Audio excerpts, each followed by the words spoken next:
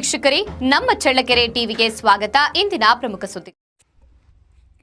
ಶ್ರೀಮದ್ ಭಗವದ್ಗೀತೆ ಸದ್ಗ್ರಂಥದಲ್ಲಿ ಶ್ರೀಕೃಷ್ಣನು ಅರ್ಜುನನಿಗೆ ಬೋಧಿಸಿದ ಉಪದೇಶಗಳು ಸರ್ವಕಾಲಿಕವಾದವು ಎಂದು ತ್ಯಾಗರಾಜನಗರದ ಶ್ರೀ ಶಾರದಾದೇವಿ ಸತ್ಸಂಗ ಕೇಂದ್ರದ ಮುಖ್ಯಸ್ಥರಾದ ಶ್ರೀಮತಿ ಎಚ್ ಲಕ್ಷ್ಮೀದೇವಮ್ಮ ತಿಳಿಸಿದ್ದಾರೆ.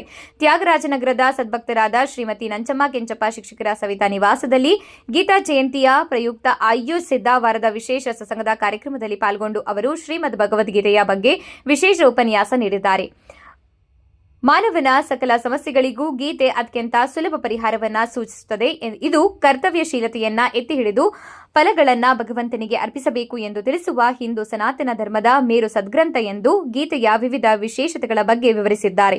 ಈ ಸತ್ಸಂಗದ ಪ್ರಯುಕ್ತ ಶ್ರೀ ಶಾರದಾಶ್ರಮದ ಸದ್ಭಕ್ತರಿಂದ ಸಾಮೂಹಿಕ ಶ್ರೀರಾಮ ರಕ್ಷಾ ಸ್ತೋತ್ರ ಪಠಣ, ಶ್ರೀರಾಮಕೃಷ್ಣರ ನಾಮಸ್ಮರಣೆ, ವಿಶೇಷ ಭಜನೆ ಮತ್ತು ಯತೀಶ್ ಎಂ ಸಿದ್ದಾಪುರ ಅವರಿಂದ ಶ್ರೀ ಶಾರದಾದೇವಿ ಜೀವನಗಂಗಾ ಗ್ರಂಥ ಪಾರಾಯಣ ಕಾರ್ಯಕ್ರಮ ನಡೆಯಿತು. ವಿಶೇಷ ಸತ್ಸಂಗದ ಸಭೆಯಲ್ಲಿ ಶ್ರೀಮತಿ ನಂಜಮ್ಮ, ರಂಗಮ್ಮ, ಗೀತಾ ನಾಗರಾಜ್, ಶಿವಮ್ಮ, ಪಂಕಜ ಚೆನ್ನಪ್ಪ, ಸರಸ್ವತಿ ನಾಗರಾಜ್, ಲಕ್ಷ್ಮೀದೇವಮ್ಮ, ತಿಪ್ಪಮ್ಮ, ಉಮಾಶಂಕರ್, ಜಯಮ್ಮ, ರಾಘವೇಂದ್ರ, ಸರ್ವಮಂಗಳ ಶಿವಣ್ಣ, ಪ್ರಮೀಳಾ ಜಗದೀಶ್, ಗೀತಾ ವೆಂಕಟೇಶ್ ರೆಡ್ಡಿ, ಸುವರ್ಣಮ್ಮ ಪಾಲ್ಗೊಂಡಿದ್ದರು.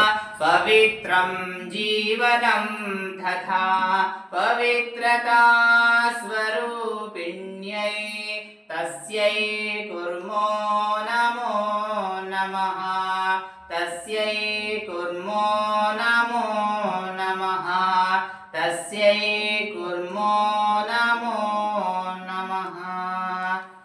ದಿವ್ಯತ್ರಯರಿಗೆ ಭಕ್ತಿಪೂರ್ವಕ ಪ್ರಣಾಮಗಳು.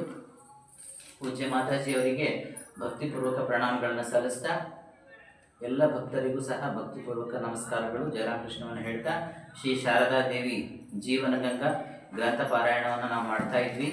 ಸ್ವಾಮಿ ಪುರುಷೋತ್ತಮಾನಂದಜಿಯವರು ಲೋಕದಾಚಿಯ ಬೆಳಕು ಎನ್ನುವ ಅಧ್ಯಾಯದಲ್ಲಿ ಶ್ರೀಮಾತೆಯವರ ಕುರಿತಾಗಿ ಹಲವಾರು ವಿಚಾರಗಳನ್ನು ನಮ್ಮ ಮುಂದೆ ಪ್ರಸ್ತುತಪಡಿಸ್ತಾ ಇದ್ದಾರೆ.